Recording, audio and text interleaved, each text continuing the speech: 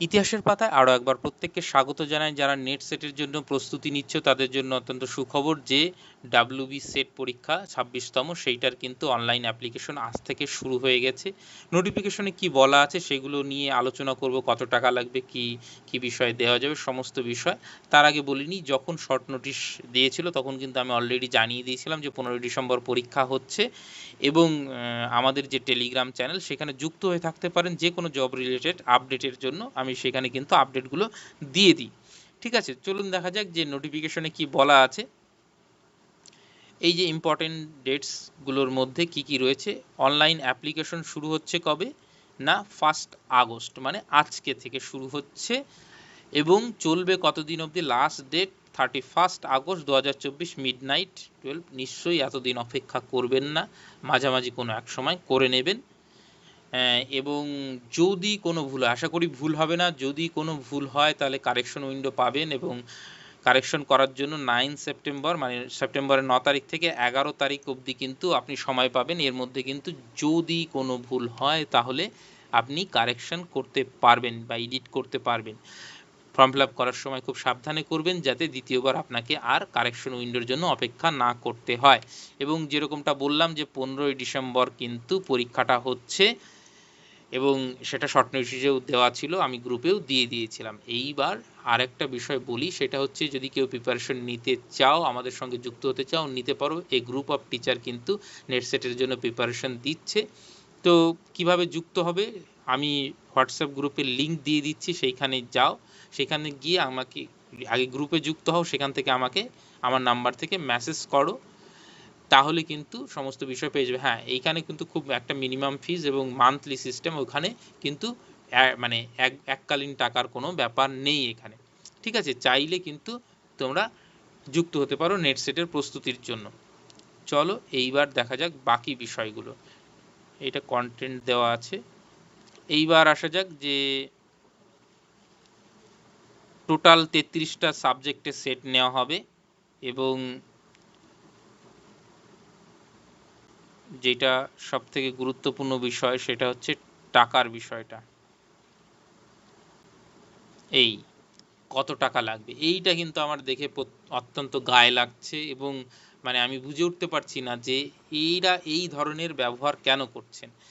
একটা ক্যান্ডিডেটের কাছ থেকে 1300 টাকা একটা এক্সাম ফি, এটা এটা মানে কতটা অমানবিক হলে এই ধরনের করতে পারে। একটা পরীক্ষা পরিচালনা করতে এতটা টাকার প্রয়োজন হয় না, কেন সিএসসি এত টাকা নিচ্ছে কে জানে। এবং 650 টাকা, তুমি ভাবতে পারছো? এবং 325 টাকা এসসি এসটি ওবিসিদের জন্য, ওবিসির জন্য 650 এবং জেনারেলদের জন্য 1300 টাকা। মানে অন্তত 100 টাকার মধ্যে রাখা উচিত এই পরীক্ষার ফিগুলো। একে তো ওয়েস্ট বেঙ্গলে চাকরি নেই, তার উপরে যদি একটা সেট পরীক্ষা দেওয়ার জন্য 1300 টাকা ফিস পে করতে হয়, তাহলে এর থেকে মানে দুঃখজনক কিছু হয় না। তো এটা সত্যি মানে অমানবিক একটা বিষয়। 1300 টাকা কিন্তু কোনোভাবেই খরচা হয় না। একটা হলে যদি 40 জন বা 30 জন বা 25 জন পরীক্ষার্থী পরীক্ষা দিতে বসে, 1300 টাকা হলে কত টাকা হয়? অত টাকা খরচ হয়? তো মানে আমি জানি না যে এরা কি ধরনের ব্যবহার করতে চায় সাধারণ ক্যান্ডিডেটদের জন্য। মানে কি বলবো, আর বলার কিছু নেই, এতটা পরিমাণ টাকা নিচ্ছে। যাই হোক, এই যে হচ্ছে কোশ্চেনের বা এক্সাম প্যাটার্ন, সেটা নিশ্চয়ই নেটকেই ফলো করে। দেখুন, পেপার ওয়ানের জন্য হচ্ছে 50টা কোশ্চেন থাকবে 100 মার্ক। পেপার টু এর জন্য 100টা কোশ্চেন থাকবে 2 মার্ক করে, 200 মার্ক। এবং টাইম হচ্ছে ফার্স্ট পেপারের জন্য 1 ঘন্টা, সেকেন্ড পেপারের জন্য 2 ঘন্টা, টোটাল কিন্তু 3 ঘন্টা। 10:30টা থেকে 11:30টা অবধি হচ্ছে ফার্স্ট পেপার এবং 12টা থেকে 2টো অবধি হচ্ছে সেকেন্ড পেপার। ঠিক বোঝা গেল?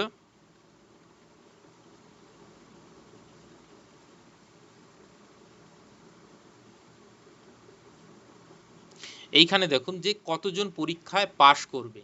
ধরুন 100 জন যদি পরীক্ষায় বসে কোনো সাবজেক্টে, তার 6%, অর্থাৎ সর্বোচ্চ নম্বর প্রাপ্ত 6জনকে সেট ক্লিয়ার হিসাবে ডিক্লেয়ার করা হবে। অর্থাৎ 100 জন যদি পরীক্ষা দেয়, তাদের যদি মানে র্যাঙ্ক করা হয় উপরের দিক থেকে, 6জন যারা থাকবে তারা কিন্তু সেট কোয়ালিফাই হিসাবে তাদেরকে ধরা হবে বা বলা হবে। বোঝা গেল? 6%।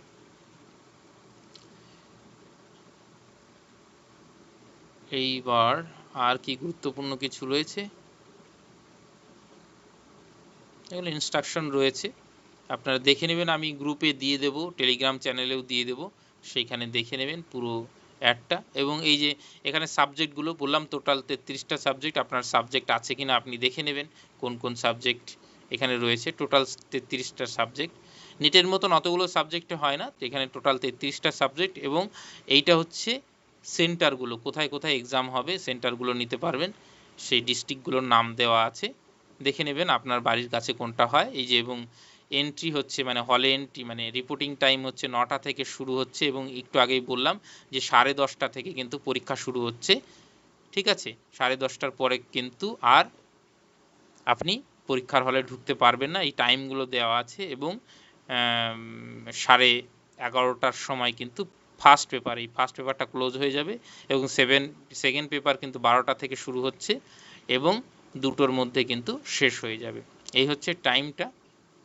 আর কোনো গুরুত্বপূর্ণ বিষয় তেমন কিছু নয়, এই গোল করার বিষয়গুলো, কিভাবে গোল করলে ঠিক হবে সেই সব বিষয়গুলো ইনস্ট্রাকশন দেওয়া আছে, আপনারা দেখে নেবেন।